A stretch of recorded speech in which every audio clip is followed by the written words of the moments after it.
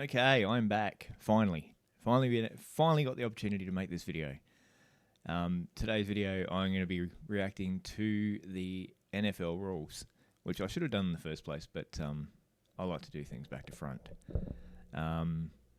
Before we start, I really want to check out Gennings Dunker. That lad is huge. The hair on that bloke is unreal. He could pass as an Australian easy. Also, the reason for the Vipers is because I do a podcast, and last night I did a podcast and we did a beer review. And let's just say I reviewed 2 beers, and one was 5% and the other one was 10%. So I've got a bit of a bloodshot eye this morning. So no one needs to see that. But anyway, let's have a look at Gennings Dunker. I feel like I already have found a new favourite. I haven't even found any favourite players yet, but this guy, he could be one.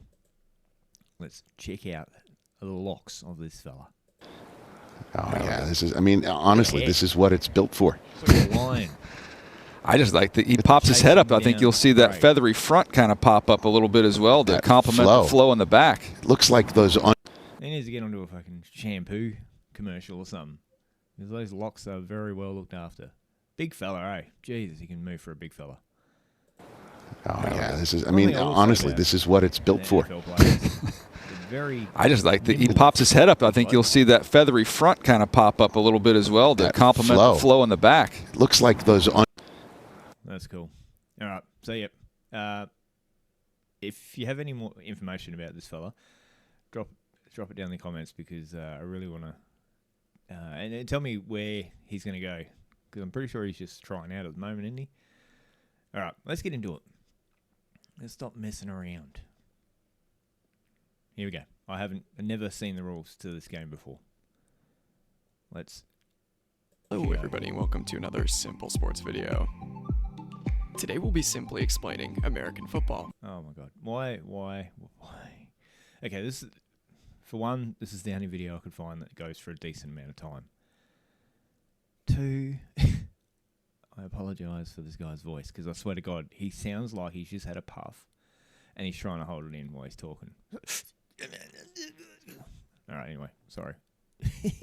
Something that still confuses my girlfriend to this day. Oh God, if you can relate to this situation, this might be a helpful video.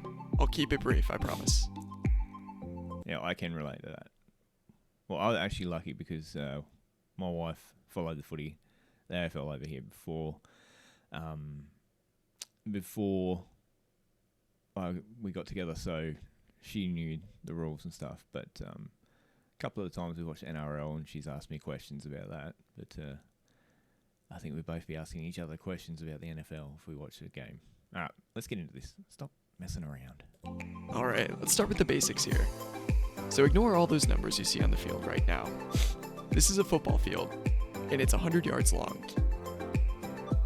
On both sides of the field are going to be 11 players on offense and 11 players on defense. On each side of the field, you're going to have an end zone, as well as a goal post. These are both used to score points. More on that later. Hopefully this is making sense so far. Yeah, it is, mate. I'm just looking it up, because 100 yards is 91.44 meters. Let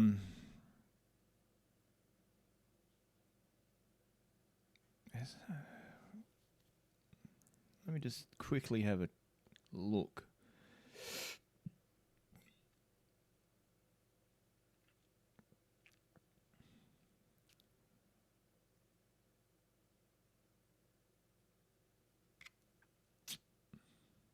Okay, so the average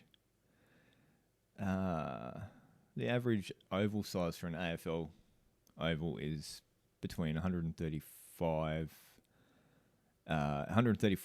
to 185 meters long and 110 to 155 meters wide. Okay, so I thought they were much bigger than that, but yeah, there we go. You learn something new every day. Let's keep going. Yeah, sure, mate. Now, to win a football game, you're going to have to score more points than your opponent. Oh, no way. Is that what happens in that? Oh, man. So glad I clicked on this video. There are two primary ways to score in football. 1, a touchdown, and 2, a field goal. They really get 7 points for a touchdown. That's unreal. 7 points, man. That's unreal. I guess that's why all of a sudden, like a team looks like they're getting flogged next minute. You look again and they're like, scores are close. 7 points, jeez. A touchdown is when a player enters the end zone with possession of the ball. Now this is almost always going to be 7 points, but could also be 6 or 8. Don't worry too much about that right now. A field goal, which is always 3 points, is when the kicker kicks the ball through the goalpost. The more touchdowns and field goals your team gets, the more likely you are to win. Now, if you're confused at all... Good Lord. No one's confused about the more points you have, of course you're going to win. Anyway. Let's jump in with a couple examples. The team in red is on offense. The player with the ball, Stetson Bennett, is going to run it into the end zone for a touchdown. He's going to say, ring-a-ding-ding, that's 7 points on the board for the Georgia Bulldogs. Next, we have a field goal attempt. The team in white lines up to kick the field goal, launches it in between the uprights. That's 3 points on the board for Oregon State. Hang on a minute. So, hang on. I'll just keep watching this for us. So this seems simple enough, but what about the rest of the players on the field? I see a ton of movement and I have no idea what's happening. Honestly, that's a great question. Let's jump into the offensive positions. Most offenses are going to have one quarterback. They typically start the play and can throw it, they can run it, or they can hand the ball off. You also have typically 5 linemen who are going to try their best to protect the defense from attacking the quarterback. You also have one. So every time a game starts, you don't see with AFL where the ball up, they throw the ball up. NRL, they'll have a kickoff. They'll kick the ball to the down the other end of the field, and the opposition gets it, and so on. So when a game starts in the NFL, is it just straight out? One team has the ball, and so you got your offense and defense instantly. Is that the way it works? I feel like I'm talking to Chat GPT right now. GPT. All right, let's move on because he might explain it a bit more to me. 1 to 2 running backs who will often either run the ball towards the end zone or help block their quarterback.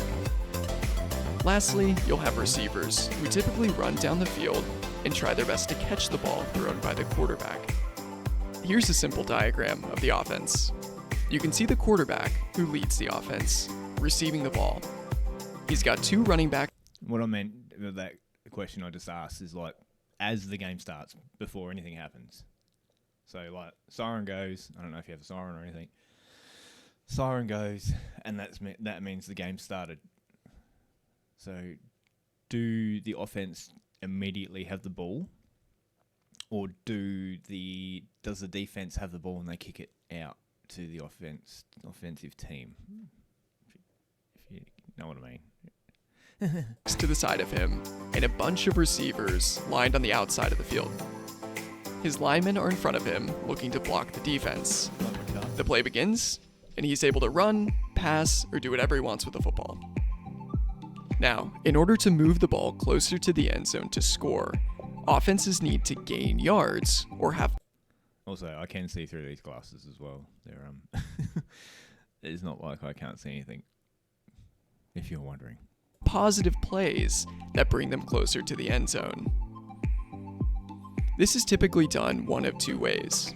1, running the football. As mentioned, the quarterback can run a ball, or he can hand it off to either a running back or a receiver to progress the ball down the field. The ball can also be passed by the quarterback. He can pass it to a running back, a wide receiver, or anybody else to carry the football down the field. Now, of course, when an offensive player has the football, they can be tackled or pushed out of bounds by the defense. This stops the play. All right, let's take a breather. Oh, pardon me, I didn't mean to do that. Sorry, just got a bit distracted then. My son is getting his teeth fixed right now, and he's 3 hours away and kind of just thinking about it. Anyway, let's move on. Get my head in the game here. Review what we've learned. Now, in this clip, a Southern Mississippi running back is going to evade the defense, use his linemen as blockers, and run the ball all the way down the length of the field for a touchdown. Remember, if he had been tackled, the play would have stopped. Next up, we have Michigan. All right, so with tackling, like, do they have to go to the ground? Like, if you get tackled to the ground, that's it. You can't get back up and run. Like, or does it have to be an effective tackle? Like, if you get tackled and kind of taken to the ground but not, you can still get up and run? Not sure. Michigan's quarterback steps back, he throws the football near the end zone, it's caught, and a touchdown for the Wolverines. Man, that's one thing I will say about the NFL. That is an absolute skill to the way they throw that ball. As an Aussie, like we have people over here that can throw the ball, but you've never done it before. Just the same as anyone that's picked up an AFL football and tried to kick it. If you haven't grown up doing it, you're not going to be great at it.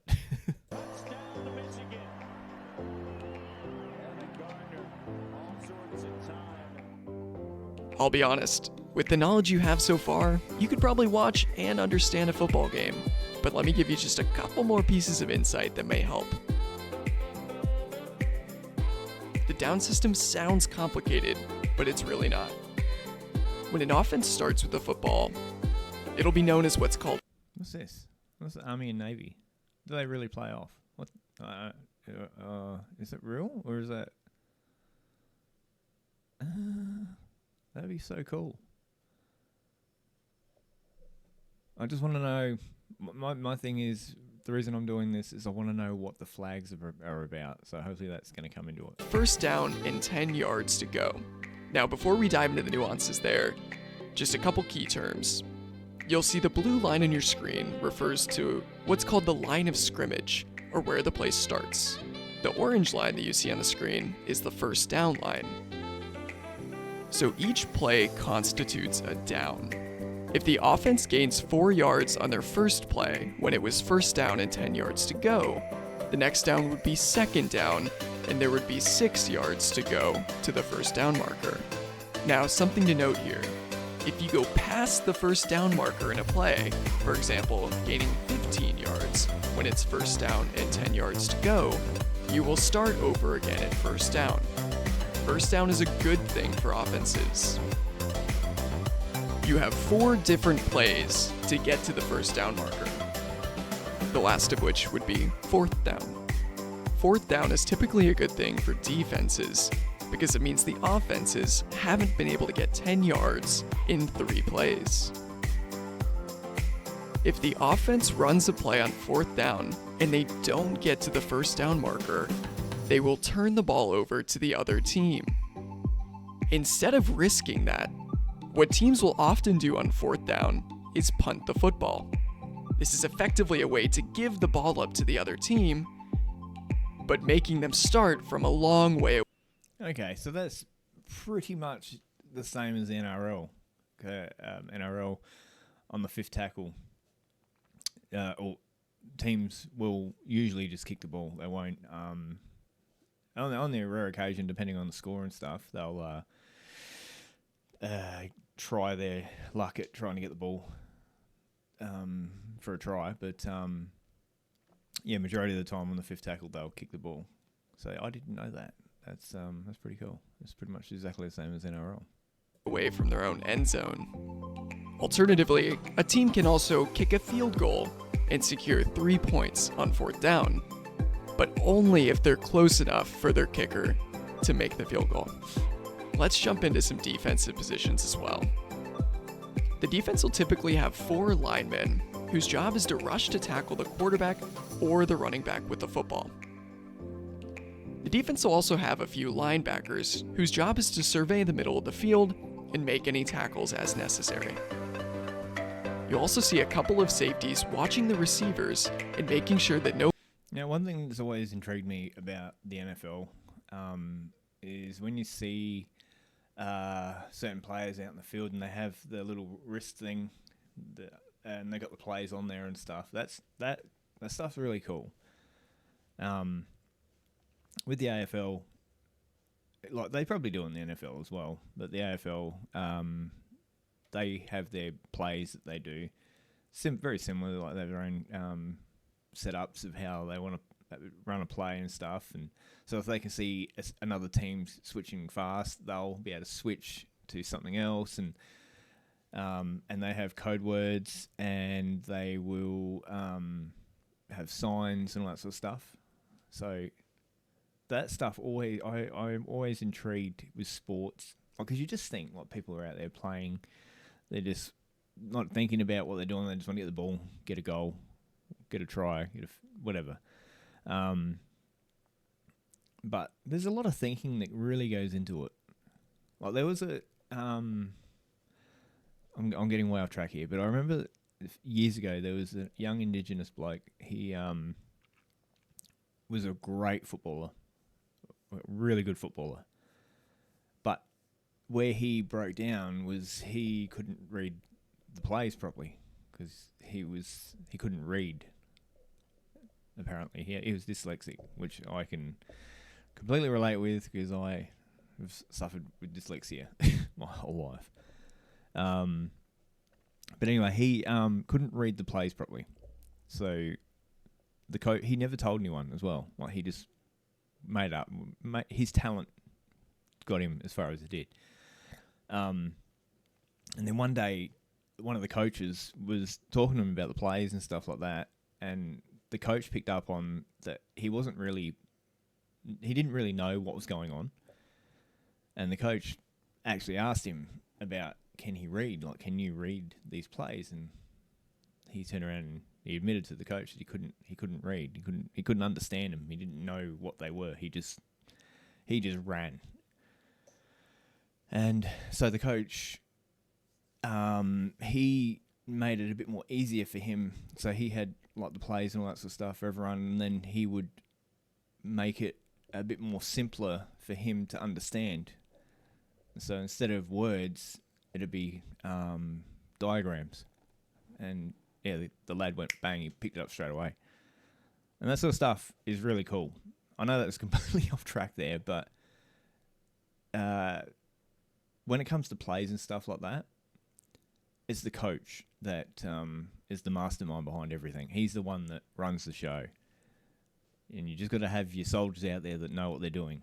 When everyone's on the same page, it's something special. Long passes are made to them by the quarterback. Last but not least, you typically also have a couple of cornerbacks who oftentimes either guard receivers or blitz the quarterback, aka sprint at him and try to tackle him as quickly as possible. Here's a pretty simple diagram of the defense.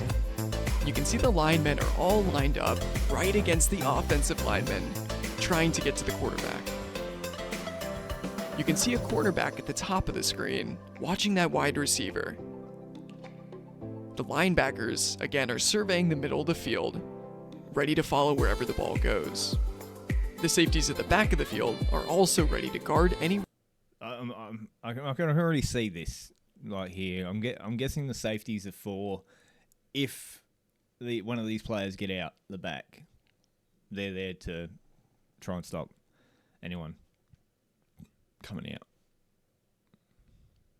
Receivers that the cornerbacks can't pick up, especially if they go and rush the quarterback. Yeah. Let's talk turnovers. I was going to say, if someone rushes, like if you get more than one player rushing the quarterback, there's two players. If you've got two players rushing them, there's two less players that are out there to defend. And that's one thing I dislike about AFL. When your back line,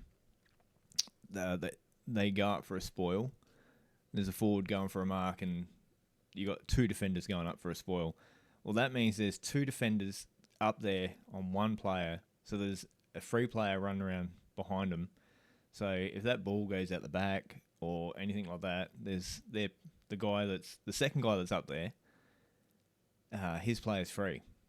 I remember listening to a backline coach saying that there doesn't need to be two people in the air, just one. So we already know that one of the ways that a defense can turn the football over or receive possession themselves is to stop the offense from getting to the first down marker while on fourth down. Another way that you can turn the football over is for the defense to catch a quarterback's pass intended for another one of his teammates. This is called an interception. Last but not least, if a member of the offense fumbles the ball, as in he drops it, somebody on the defense can pick the ball up, and it's now their possession. Whoa, flag on the play. If there's ever... Here we go. This is why I'm here. This is the whole reason I'm here. This is what has always annoyed me about watching this game. Now I can finally learn what these flags are about. For a penalty on the field, the referee will throw a yellow flag up into the air. It's usually pretty hard to miss. Some common penalties you might see are holding, pass interference, a false start, and offsides. Holding occurs when a player illegally latches on to an opposing player without the football, impeding their progress forward. So that's like holding the man in the AFL. When a player holds someone that doesn't have the ball, tackles them, or just puts their arms around them, it's holding the man. Pass interference is when, while the ball is in the air, the player interferes, aka shoves, pushes, tackles, etc., another player.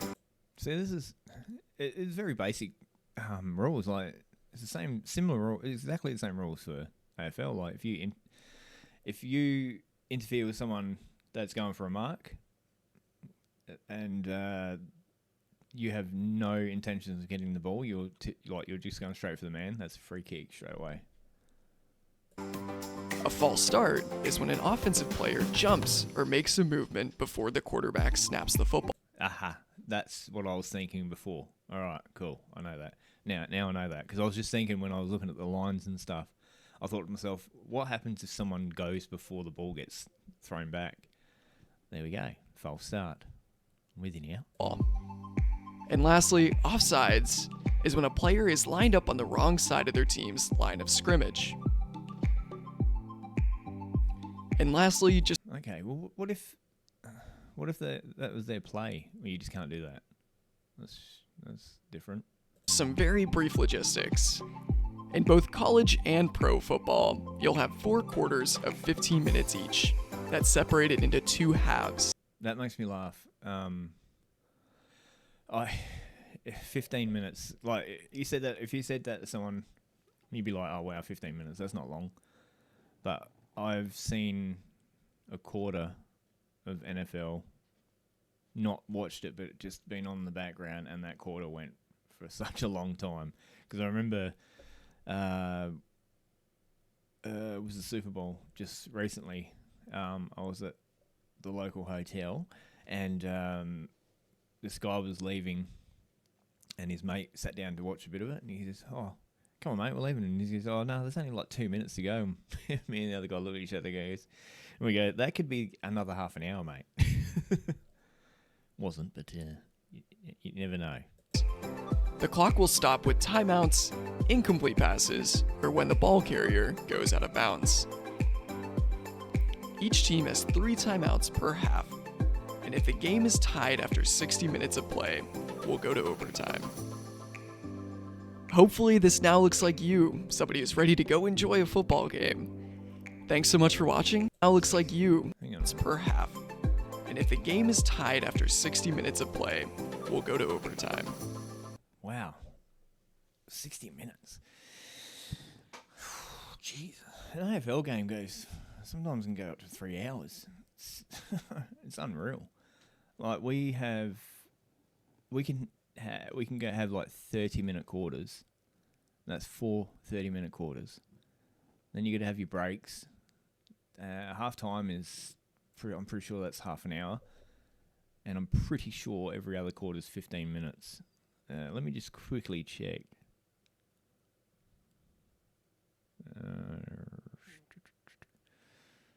All right, here we go. Wow, I thought that was 15 minutes. Actually, you know what? That explains a lot why I think that 15 minutes went really quick. I don't believe the halftime one here, but anyway, 6.5 minutes for both quarters. What? 6 for both quarters. And 3/4 time. And 20 minutes for halftime. I swear to God, I feel like halftime goes for about half an hour. Halftime, I swear you go to the shop, do some shop and come back, and then the footy's back on. Yeah, there you go. 20 minutes. But in saying that could be new because the AFL are really, the rule changes are unreal. They're just trying to make the game quicker. It is a good game, but the rule changes are really starting to run thin. Hopefully this now looks like you, somebody who's ready to go enjoy a football game. Thanks so much for watching. Hope you enjoyed, and tune in next time. Cheers, mate. Now you can blow out the smoke. That was good. That was very intriguing. I learned a couple of things there. Like a lot of the rules are very similar to other sports, which I kind of expected. Like it's not like you can tackle someone that doesn't have the ball or interfere with someone that is going for the ball before they even get the ball. Pardon me, but now I know what the flags mean, so that's good because sometimes I've seen a game on and there's flags just keep getting thrown on the fucking field. It's like, what is going on here? Pardon me, I'm gonna stop burping. There's that 5% beer and that 10% spirit last night it's coming back to me. But anyway, enough of that. That was very educational.